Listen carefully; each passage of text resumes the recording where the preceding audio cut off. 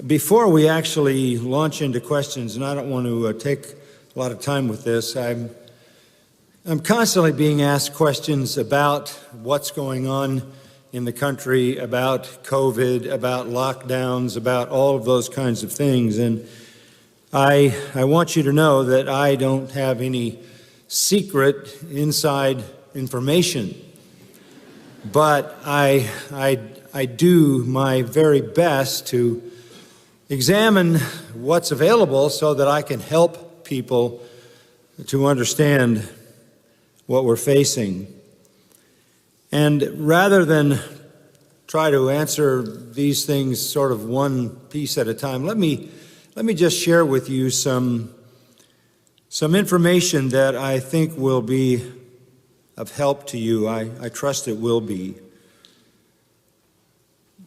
This approach to the virus obviously has devastating impact on many people. In Japan, in 1 month, there were as many suicides as there have been in COVID deaths through the entire almost year-long siege. We know about that. There are people who are missing their normal medical care, and consequently, they have serious medical complications.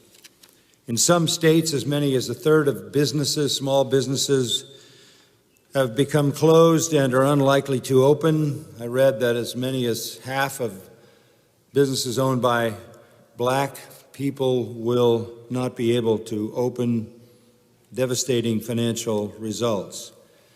A fascinating statement that I read recently is that there's an expectation that there will be 300,000 to 500,000 fewer babies born next year. That's a remarkable statement made by the Wall Street Journal at the end of November.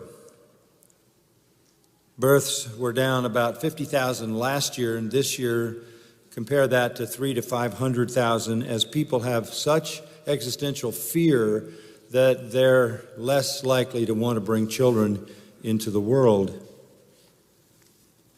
We all know the nursing home saga and the sadness of that. There's a new death cause on certificates, and it's failure to thrive. It's used with those who die in those kind of facilities. And because nobody can visit them, the care descends, and I won't even describe the horrors of how those people are living when they're cut off completely from family. We all know that the price being paid by children is immense. The Journal of American Medicine, probably the premier medical journal in this country, put out a study in November 12th. And the study shows the educational attainment effect in years of life lost with young children because they're not in school. 24 million children, the ages of 5 to 11, have been out of school. They have models that translate that into years. Your length of education and quality of education is a determiner of your length of life. And the Journal of American Medicine estimates that we've lost about 5.53 million years in the lives of 5 to 11-year-old children in the future. The single greatest indicator for high school graduation is fourth grade reading skill. And as that plummets, because only 60% of the kids who are supposed to be doing online learning are actually doing it, and only 1/3 of them do it every day, their ability to read sinks, and their ability to get out of high school sinks, and there are all kinds of effects of that show up in an increased mortality rate. The Journal of American Medical Association is saying we are sacrificing our young ostensibly to save adults who are not vulnerable. CDC survival rate, if you are up to 70, you have a 99.998 chance to survive. COVID. In California, in the courts, in our case, it was presented to the court that in California you have one chance in 19.1 million to die of COVID.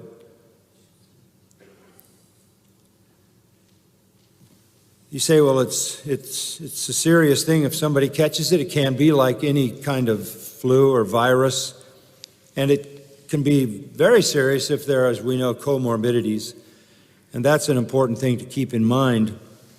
There are some people who should be protected, and we've always been careful to do that, and we should be doing that again. But even if you're over 70, you have a 95% chance to survive, and that's with 10 to 15% of that population in that age group with comorbidities.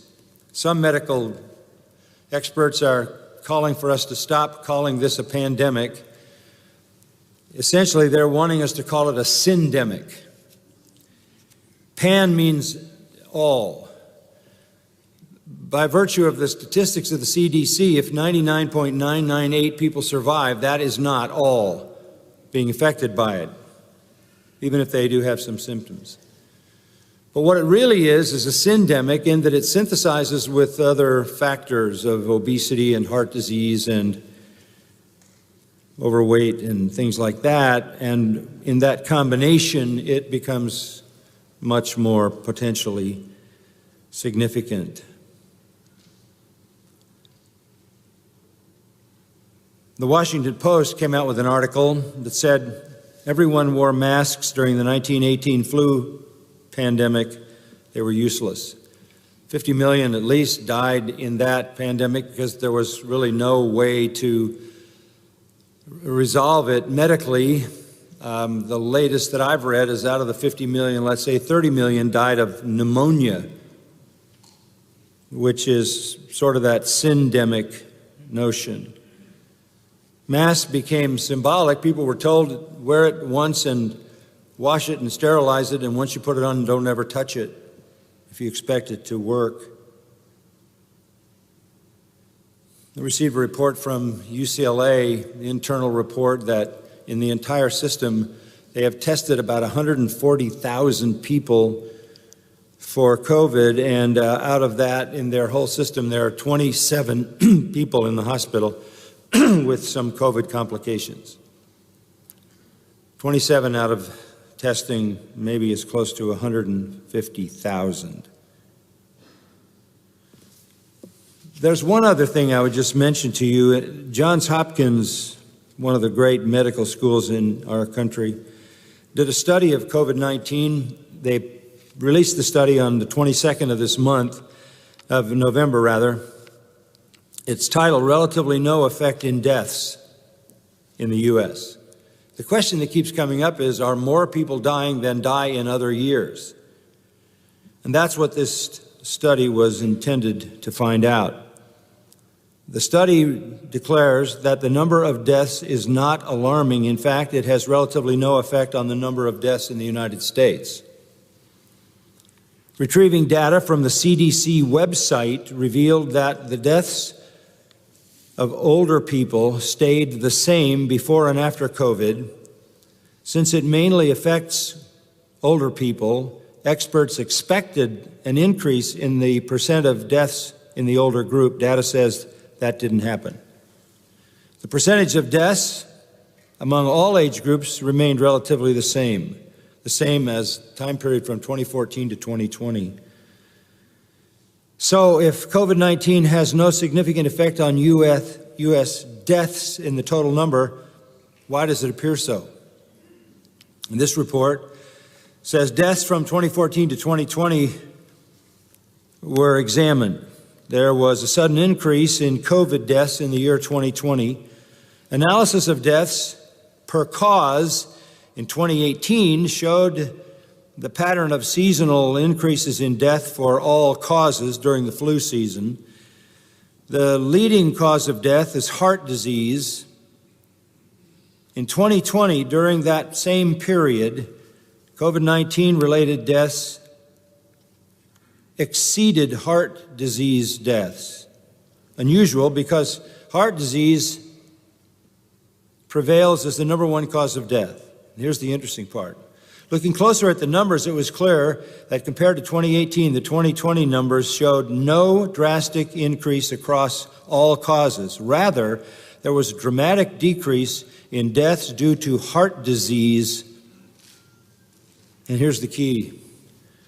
The total decrease in deaths by all other causes almost exactly equals the increase in death by COVID-19. They just assigned a different cause.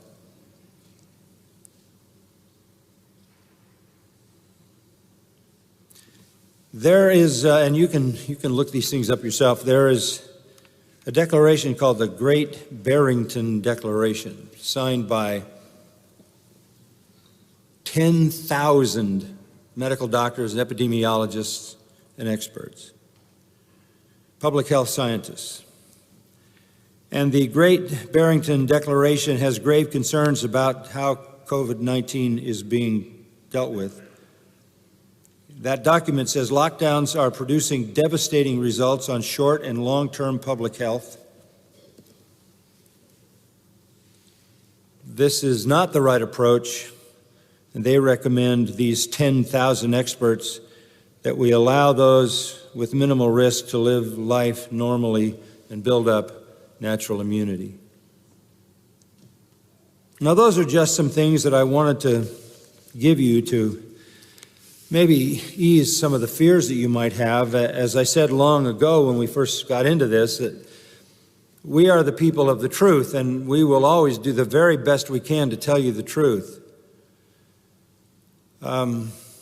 You don't need to be a victim of lies and deception, but when you see the people who are your leaders sitting around a table hours and hours together, health officials with the governor and no masks and no social distancing, having a party, you might wonder whether they actually believe what they're asking you to do.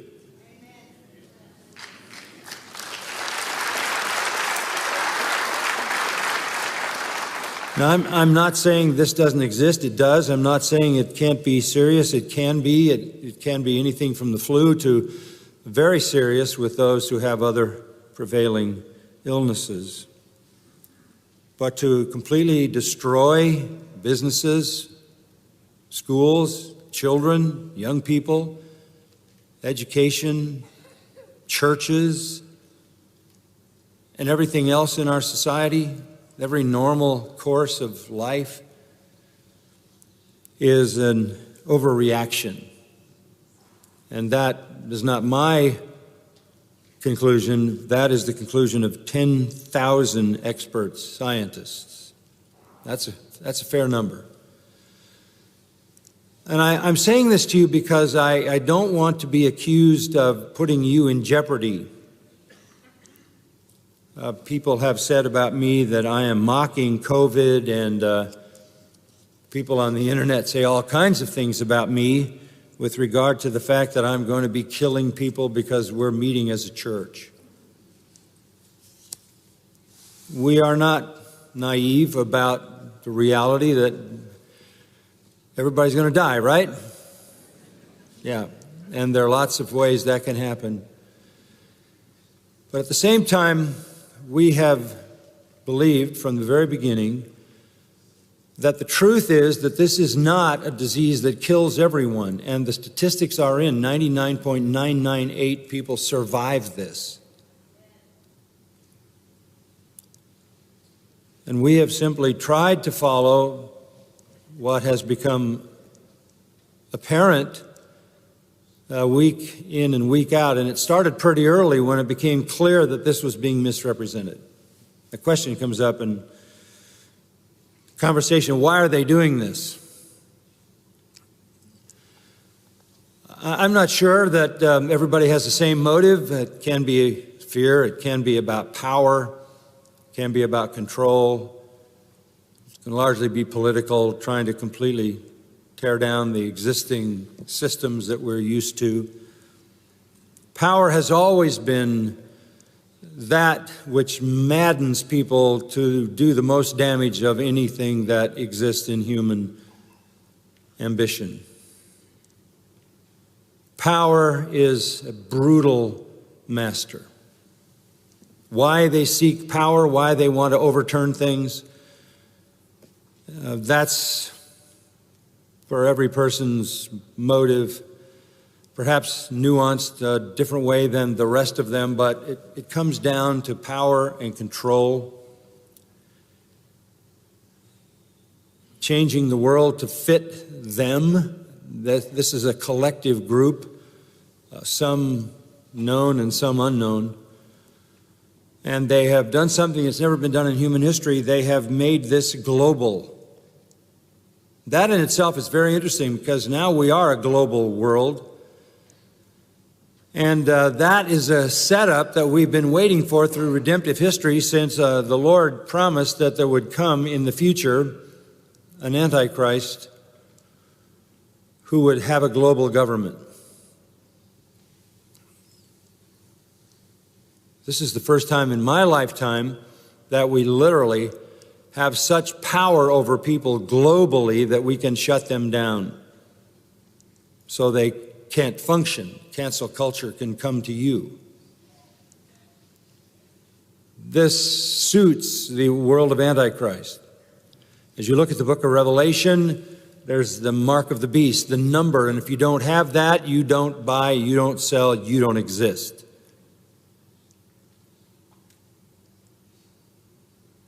Everything about you, they know, the people who have access to all your data. They know all of it. You can go out of existence virtually any moment somebody decides that. This is the kind of world that appears to be perfectly suited for the Antichrist to come, bring a certain amount of peace. The world falls at his feet. He is the instrument of Satan. And of course, all hell breaks loose. And in that time of the Great Tribulation, God's judgment comes, at the end of which Christ returns. I don't want to say the Lord is coming soon, but I will say this, he's coming sooner than he's ever been before. The Bible says in the end times there will be lawlessness. And there is lawlessness and an escalating lawlessness and an effort to create more lawlessness by taking restraints away.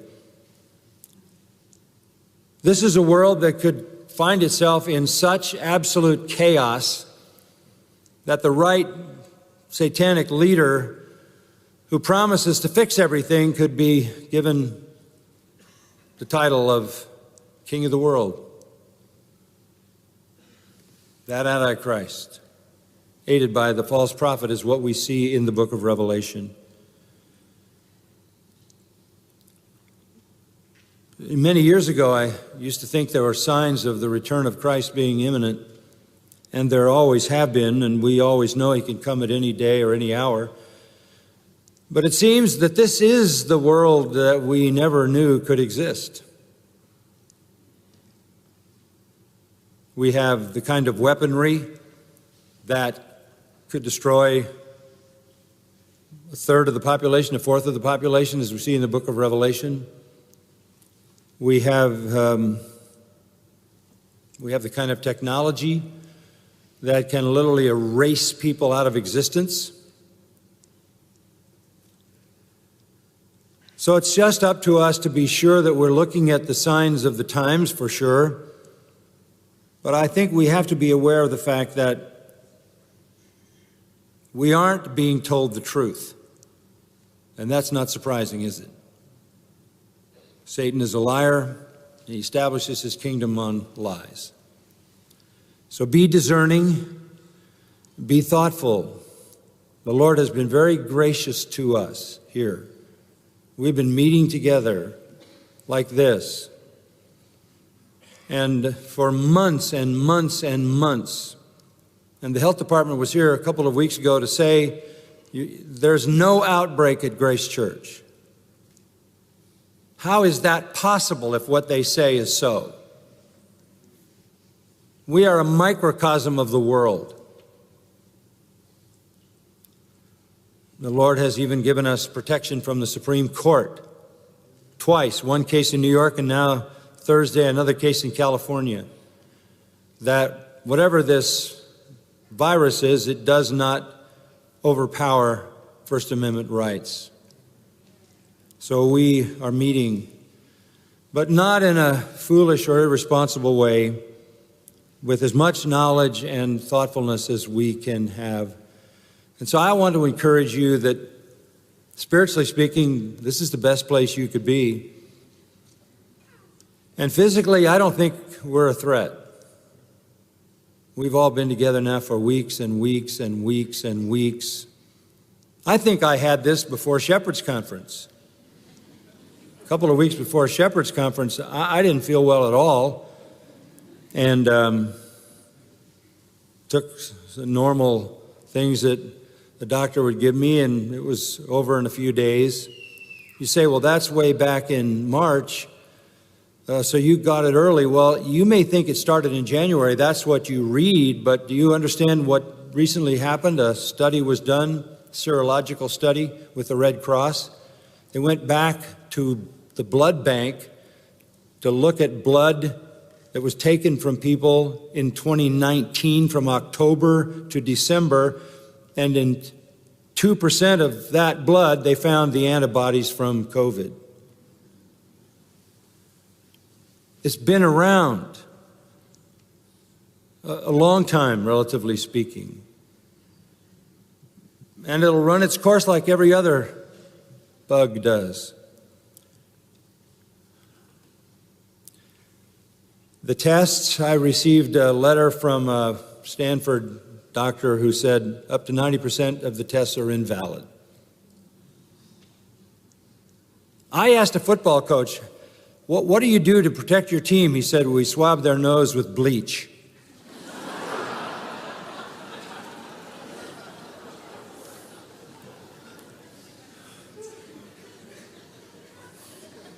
I'm not recommending that.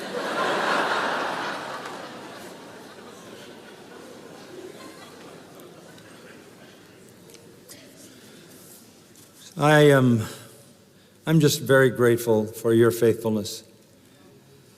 Very grateful for your trust and confidence in the Lord and in the church, and for the wisdom of our elders, and for bringing us into contact with people who understand the truth. We don't want anybody to be unprotected. We don't want anybody to be unsafe.